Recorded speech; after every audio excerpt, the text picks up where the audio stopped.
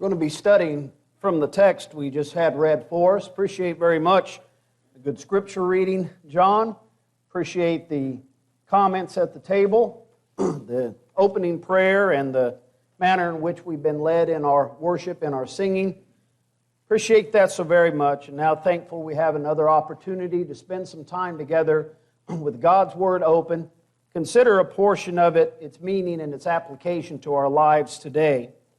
For those who are visiting with us, and we do have a few visitors, we have made it our goal this calendar year to go through the 12 minor prophets, touching on one each month. We've gotten a little bit behind with that, but we are going to spend our time this hour taking a look at the prophet Zephaniah and considering the meaning of this book and the use that we can make of it as God's people today. As you're reading and studying the minor prophets, you often wonder, well, how am I going to make use of this as a Christian? Well, we're going to consider that this morning as we look at Zephaniah. Zephaniah is the last of the prophets to write and to do their work before Judah goes away into Babylonian captivity. The remaining three prophets are after the return from exile. Writing during a dark time in which they are about to enter into that captivity, Zephaniah's message focuses on the day of the Lord. Before we get into Zephaniah, let me ask you a question. What is the opposite of love? Think about that for a moment. What is the opposite of love?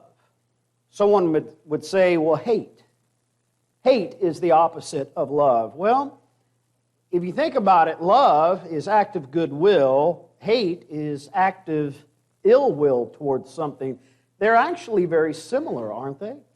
The person who loves, the person who hates are both passionate about something, and they express that passion in different ways. They are guided by that passion toward different goals. I want to suggest to you that the opposite of love is indifference. The opposite of love, active goodwill, especially love that we are to have toward God with all our heart, soul, mind, and strength, the opposite of that actually would be indifference. If you think about it, God throughout His Word is always calling upon man to come out of indifference, to get off of the fence, and to make a decision, either be one of His people and be with Him or be against Him. That is a message we find repeatedly throughout the Old and New Testaments. Why is that? Think about this. God can do something with someone who hates. Saul of Tarsus is a great example of that. Here is a person that put his entire life into stopping Christianity. And God turns him around. He becomes the great Apostle Paul. God can do something with a person who hates. God can't do anything with a person who is indifferent. But spiritual indifference, doesn't that very well describe the world that we live in today? Doesn't that describe our society and our culture today? There was a time when you could talk to somebody and find and discover that they were interested in spiritual things. They would be interested in reading and studying the Bible with you. They would be interested in visiting worship services with you. Those people are hard to find today, aren't they? Not impossible, but it's harder to find those kinds of people today. Why? Because of spiritual indifference. And we're going to talk about that a little bit. What is it that makes a person indifferent toward God? We can't afford to be indifferent toward God, because we know that God does exist, and that a day is coming in which we will give an account unto Him. The day of the Lord is the great theme of the book of Zephaniah. Judah and the inhabitants of Jerusalem are going to be punished for numerous reasons. Chapter 1, verses 4 through 6 mentions their idolatry. They're going to be punished for their idolatry. The oppressive leaders are mentioned in verse 8. Verse 9 mentions those who would steal. Verses 10 and 11 mentions dishonest merchants, those who would use wicked scales or unfair or false scales in selling their goods unto others. And as you look through chapter 1, you see these were common sins among the people of Israel. As we've looked at some of the other minor prophets, we've talked about oppressive leaders. We've talked, obviously, about idolatry and about wicked merchants and dishonest merchants. And so these were common themes among the prophets. They were common sins among the people until you get down to verse 12. Zephaniah chapter 1 and verse 12 gives us something new to consider. Gives us something different to consider. You got your normal laundry list of sins, but verse 12 mentions something different. The King James Version in verse 12 says, "And it shall come to pass at that time that I will search Jerusalem with candles and punish the men that are settled on their lees." That's the phrase there in the King James Version. We don't use that phrase very often today. But it's a phrase that actually comes from the ancient process of winemaking. What would happen in making wine, or preserving grape juice, rather, is it would be put into a vessel, and then over time it would need to be poured from that vessel into another vessel. It would need to stay stirred up. If it wasn't stirred up, if it wasn't kept stirred up, then the lees, or the dregs, the heavy part of the juice, would settle down to the bottom. And as it settled, all the contents would separate and the juice would become ruined. It would become harsh and syrupy and good for nothing. Here, the writer is using, the prophet is using this process of preserving grape juice or making wine, using this process to describe the spiritual stagnation of his people. They have become, the New King James Version says, settled in complacency. Or the New American Standard Version says, stagnant in spirit. Those who were involved in idolatry, they'd be easy to find. You go and you'll find them. They'll have their idols. They have their priest. They have the people who are helping them to serve. The oppressive leaders, those who are thieves, those who are wicked merchants, they'd be easy to find. But those who are settled in their complacency, those who become stagnant, those who become indifferent about God, you just didn't care about God anymore. They just stayed in their house. They could just keep that quiet. They weren't going to get away with that, because God is going to search. God's going to light a candle. He's going to take a lamp, and He's going to go through Jerusalem house by house, and He's going to find those who are stagnant in their spirit. He's going to find those who are indifferent towards Him, and He's going to punish them. Let's take a look at this passage, and let's consider some lessons that we need to learn here from Zephaniah chapter 1. The first thing I want us to realize is that it is possible for us to become indifferent towards God. It happened to God's people during the time of Zephaniah. We've already made the application to our world today that there are people around about us today who are indifferent towards God. What could make someone be indifferent toward God? Why would someone do this? Our text gives us some clues. First, idolatry. That's the first thing that we read of here in chapter 1, verses 4 through 6. And I want to read these verses. Zephaniah 1, verses 4 through 6. I will stretch out my hand against Judah and against all the inhabitants of Jerusalem. I will cut off every trace of Baal from this place. The names of the idolatrous priest with the pagan priest, those who worship the host of heaven on the housetops, those who worship and swear oaths by the Lord, but also swear by Milcom, those who have turned back from following the Lord and have not sought the Lord nor inquired of Him. Why are they turning back from God? Because they're pursuing their idols. And we're familiar with idolatry. We understand, realize that idolatry in any form is an effort to take our attention and our devotion away from God and place it somewhere else.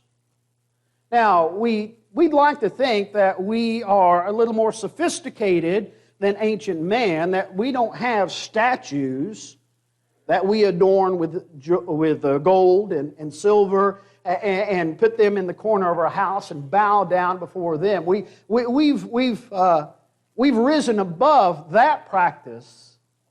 But the fact is, an idol is anything or anyone that we put before God. The Scriptures tell us that there are a number of things that are idolatry. Covetousness is idolatry. So if we would put money and making money and keeping money, if that is the main goal of our life, that has become our idol. That takes us away. That makes us indifferent towards God. No, thank you, God. I'm focused on this instead. Or maybe it's our health. Maybe it's our health. There are some people that make maintaining their health, that's their idol. That's the number one thing in their life. And their whole life revolves around it. Instead of trusting in God, they're trusting in themselves to keep themselves alive. Maybe it's recreation. That is the idol of many people around about us today. We live from weekend to weekend. How are we going to entertain ourselves this weekend? What are we going to do to enjoy recreation this weekend? Maybe it's the false religions. Not idolatry, but the false religions that dot the landscape of our nation today. How about this one? Did you notice in verse 5, those who worship the host of heaven on the housetops? How about those who take astrology seriously? Those who look to the stars, who look to the zodiac signs, and they go to the horoscope to get their guidance for the day. What are they doing? They're telling God, no thank you. No thank you. I don't care what your word says about the way I ought to live. I'd rather go to the newspaper and see what my horoscope is today. Idolatry will cause people to be indifferent toward God. Our text also tells us that prosperity will cause people to be indifferent toward God. In verse 8, it talks about, it shall be in the day of the Lord's sacrifice, that I will punish the princes and the king's children, and all such as are clothed with foreign apparel. That phrase, clothed with foreign apparel, refers to people who enjoy luxury. That's what their life is about, enjoying luxury. Prosperity often extinguishes spiritual zeal. Prosperity can cause us to take our attention away from God and to place it somewhere else. In the book of Romans, at chapter 1, Romans chapter 1, the Apostle Paul shows us the steps that the Gentiles took in leaving God, in departing from God. And notice the first steps that they took away from God, Romans chapter 1, verse 21, because although they knew God, they did not glorify Him as God, nor were thankful, but became futile in their thoughts, and their foolish hearts were darkened. What was that first step that they took in departing from God? They weren't grateful. They weren't thankful to God for God giving them everything that they had, and they knew it. They knew about God. They knew that God was blessing them, but they weren't thankful. They took that for granted, and they pushed God aside. Pushed Him aside in their ingratitude. One of the things that in years leading up to last year that really discouraged me was how much emphasis was placed on spending money and saving money during the Thanksgiving holiday in our nation, in our culture. Now, I know that's a national holiday. It's not a religious holiday in that the Scriptures don't tell us to set aside one day to be thankful. But there was a time in which that day, that Thursday in November, was set aside for families to spend time with each other and to be thankful. And in recent years, it has become the preparation day for Black Friday. So much so that a couple of years ago, there were businesses that were opening up on Thursday evening, Thanksgiving evening, in order to get those consumer dollars first. Last year, the pandemic took care of a lot of that shopping. And I think last year a lot of people spent time together as families, and that's a good thing. But what are we seeing in our time, in our society? We're moving away from being grateful to God for our blessings. Zephaniah, it reads like a modern-day newspaper. It's very applicable to our lives today. In Luke chapter 12 and in verse 15, Jesus was interrupted as he was teaching by a man who wanted him to tell his brother to split the inheritance with him, and he took occasion to address everyone who was listening to him, and he said, "Take heed and beware of covetousness, for one's life does not consist in the abundance of the things he possesses."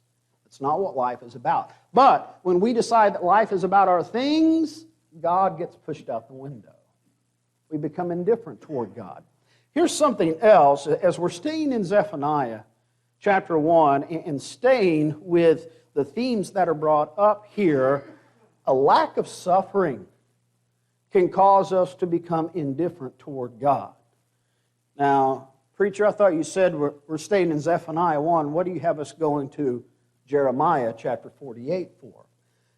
Jeremiah chapter 48, the prophet Jeremiah uses this example or uses this ancient practice of winemaking to condemn the nation of Moab. Jeremiah chapter 48 and at verse 11. Jeremiah 48 and verse 11 says, "Moab has been at ease from his youth. He has settled on his dregs," or settled on his lees. So it's using that same example there, that same practice there. Notice, he has not been emptied from vessel to vessel. It's not been poured out from one to the other to keep it stirred up. No, it's remained stagnant. Moab has not gone into captivity. Therefore, his taste remained in him, and his scent has not changed. So here the prophet Jeremiah, who writes after Zephaniah chronologically, speaks of Moab as being indifferent toward God. Why? Because they haven't gone into captivity. They haven't suffered. Now, you and I would look at that, and most people would look at that as if you're going through a prolonged period of peace, that's a blessing from God. But the Scriptures tell us that there is spiritual blessings, there are spiritual benefits to physical suffering. You remember 9/11? Remember what happened to church attendance the weeks following 9/11? It generally went up a little bit, didn't it? Then you remember what happened to it a few weeks later? Went back to normal. People had a need for God for a little while. Why? Because we were suffering. We were a little uncertain of what was happening as a nation. When that happens to us as individuals, it can wake us up. It can realize that this physical world is not worth hanging on to. Instead, we need to draw close to God. But if we go through a prolonged period of time where there's not much suffering going on, we can keep God at bay. We can keep him hung up on the side of the wall like the fire extinguisher, right? We've got God if we ever need him. If we ever need him, we've got him. But we don't need him today. Pretty soon we forget about God. But God doesn't forget about us. God says, I'm going to search the houses and I'm going to find those who are stagnant in spirit. Why is it that we would think that it would be okay to be indifferent toward God? Well, something else this text tells us in Zephaniah chapter 1 is that people often picture God just like themselves. People often have notions about God that are shaped by their own point of view. Or put it this way, instead of man being made in the image of God, man often makes God in his image to look like him. The people of Zephaniah's day had become so comfortable with the way things were that they didn't want to think about change. They didn't want to think about making any changes. And again, we can relate to that today because we try to talk to people. We try to talk to people and get them interested in spiritual things. They're not interested. Why? Because things are going all right. Things are going okay for them. And because things are going okay for them, they can project that back upon God and their concept of God, that God sees things just like I see things. They were indifferent, and that caused them to see God as being indifferent. Let's finish verse 12. Let's finish verse 12, and I have it up here from the New King James Version.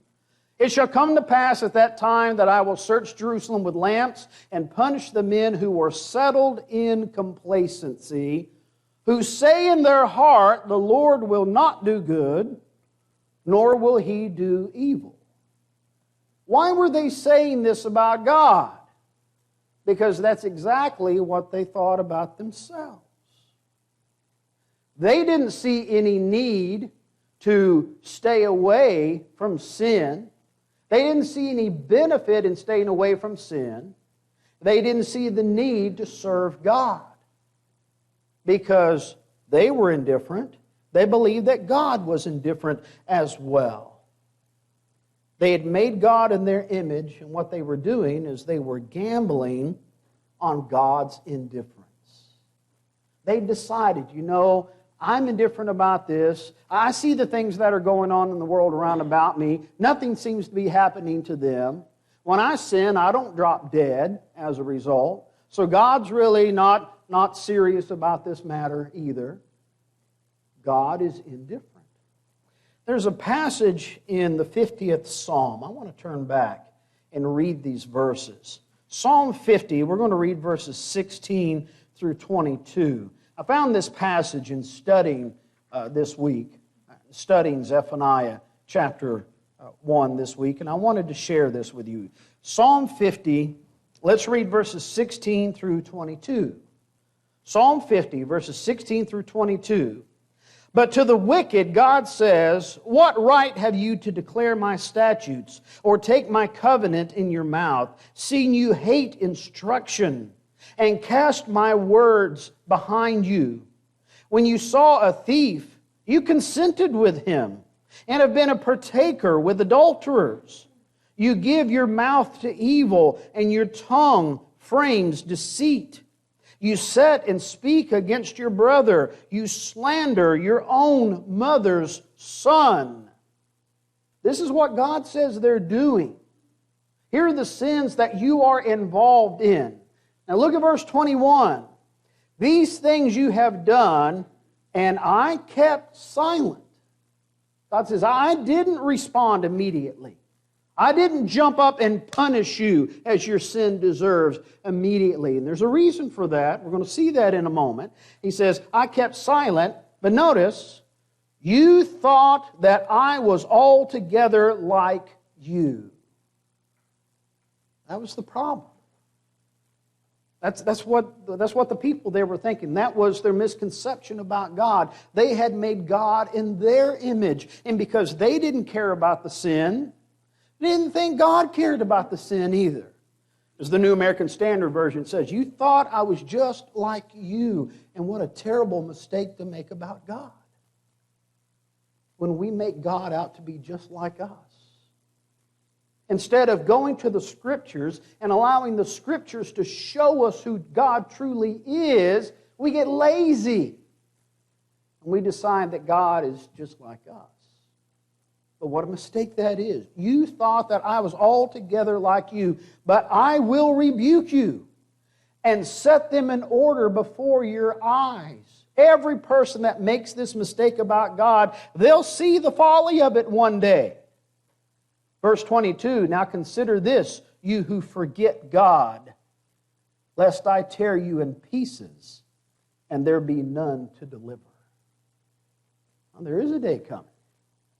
There is a day coming. Zephaniah says the day of the Lord hastens near. And the noise of that day is terrible. It's a dark day. Why? Because the people are in sin. and are being punished for their sins. And those who forget me, God says, I will tear you in pieces. We can't afford to become indifferent about God. We can't afford to push God over into a corner and tell Him to just be happy with whatever we decide to give Him. No, we have to remember our God. We have to be faithful to Him. One more thing that I see in Zephaniah, and see it repeated in the New Testament as well, is how foolish it is for us to mistake divine long-suffering with indifference. What were they doing? They were deciding that because God wasn't doing anything about the evil that was happening in their lives, God's not going to do any good, He's not going to do any harm. They had decided that God was indifferent. But we know that's not what it is. God is patient. Peter spoke of people who were very similar to those of Zephaniah's day. And I want us to turn our attention now to the book of 2 Peter chapter 3.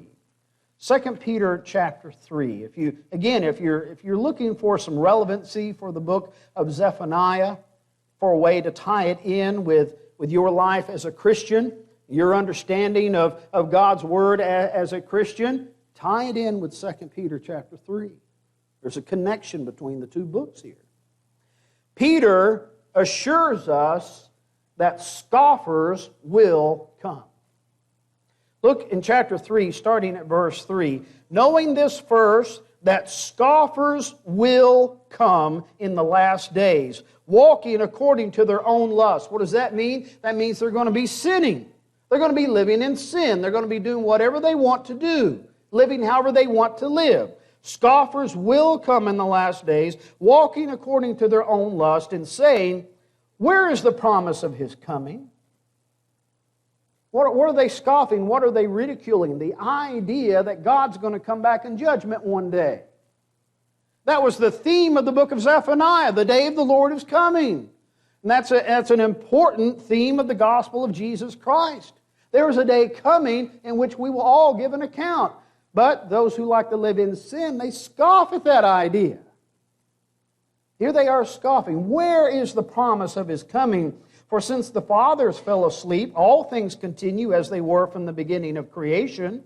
For this they willfully forget, that by the word of the Lord, or by the word of God, the heavens were of old, and the earth standing out of water and in the water, by which the world that then existed perished, being flooded with water. But the heavens and the earth, which are now preserved by the same word, are reserved for fire until the day of judgment and perdition of ungodly men. But, beloved, do not forget this one thing, that with the Lord 1 day is as 1,000 years, and 1,000 years as 1 day. What's Peter saying? Peter's saying, you got these scoffers. They're saying that because the Lord hasn't come yet, that means He's not going to come. And what have they forgotten? They've forgotten all about the flood. God's already proven He's capable of bringing judgment upon the world. He did it once before, and He's going to do it again. This world is being reserved by the same God, by His same word, not for water, but for fire. Well, why hasn't it happened yet? Verse 8 tells us that God doesn't live on our timetable. 1,000 years is a day, and a day is 1,000 years to God. What might seem like forever that God has put up with sin, from God's point of view, it might be He's just put up with it just a little bit, and that's about all He's going to put up with. We can't measure time the way that God measures time. Peter says scoffers are coming, but he says also the day of the Lord is coming. You can count on those two things. Scoffers are going to come, but so is the Lord. The Lord's going to come. Look at verse 10. But the day of the Lord will come. The day of the Lord will come as a thief in the night, in which the heavens will pass away with great noise, and the elements will melt with fervent heat. Both the earth and the works that are in it will be burned up. Therefore, since all these things will be dissolved, what manner of persons ought you to be in holy conduct and godliness? It does matter how we live. The scoffers come living in sin. They live however they want to live, but knowing that the day of the Lord is coming, we ought to be holy in our conduct. We ought to live right.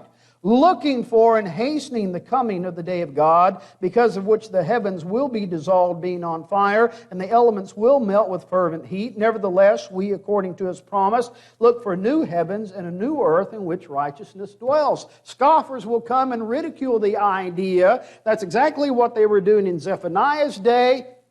Where's the Lord? He's not going to do any harm. He's not going to do any good. That's exactly what Peter says men will do in the last days. But the fact is, God will come. He will come. Now, if you're following along here, we overlooked a verse, didn't we?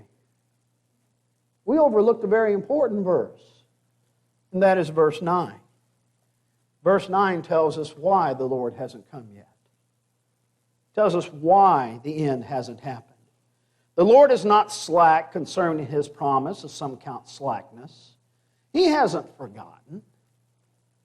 And He doesn't lack the power to do what He says He's going to do, but is long-suffering toward us, not willing that any should perish, but that all should come to repentance. Why hasn't the Lord returned yet? Because some people still need to repent. You know some people that need to repent, don't you? You've got loved ones who need to repent. I've got loved ones who need to repent. There's a reason the Lord hasn't come yet. Maybe it's because you need to repent. And you need to make your life right with God. But that's the reason the Lord hasn't come yet. But that doesn't mean He's not going to come. What a terrible mistake it is whenever we make God in our image and we decide that God is going to be as long-suffering as we're going to be. There are people who know that God is omnipresent. That is, they know that God is everywhere, that God is aware of everything that happens, but they are hoping that God's not watching right now as they're involved in whatever sin they want to be involved in. They know that God is just, but they're thinking that God's going to make an exception for them. Somehow they're going to end up in heaven anyways. They know God's attitude towards sin in the Bible, but this was written so long ago, and everyone mellows with age, and so God mellows with age too. And sure, these things are sins in the Bible, not like homosexuality. But you know what? As a society, we've gotten past that, and we're embracing that as a society. So surely God is as well. What are we doing? We're making God in our image. What a terrible mistake to make. How about the person that knows they need to be right with God, but the fact is they want to live however they want to live, and then whenever they get old and tired of life, then they're going to give their heart to God. And surely God's going to allow that to happen. But the fact is, young people die every day. We don't have a promise of tomorrow. We just have a promise that judgment will come. That's the promise that we have. What a foolish mistake it is to take God's long-suffering and patience and make it out to be His indifference, that God doesn't care. Brethren, friends, we can't afford to be indifferent about God. We can't afford to be indifferent about spiritual matters. Such is actually an insult against God's goodness. How can we consider all that God has done for us and not care about God in return? We can't afford to be indifferent about God. At the same time, we can't afford to assume that God is indifferent about us. Just because punishment hasn't come yet doesn't mean that it's not going to. Zephaniah says the day of the Lord is coming. 2 Peter says the day of the Lord will come. Don't gamble on God's indifference. You're going to lose that bet every time. Every time. If you're here and you're not yet a Christian, not yet a child of God, you need to become one. You need to take advantage of today to obey the gospel, to confess your faith that Jesus is the Son of God, to repent of your sins, and to be baptized in water to have those sins washed away. Mark 16, verse 16, he who believes and is baptized will be saved. Would you obey the Lord today? if you've done that, but you become unfaithful to the Lord, you become indifferent to Him, you've pushed Him off to the side in your life, and maybe in our study you realize that's what you've done, you know you need to make that right. You know you need to put God back in the center of your life. Repent of your sins. Renew your faith and your faithfulness. If we can help you with any of these spiritual goals, we stand ready to do so and invite you to come forward as we stand and sing this invitation song.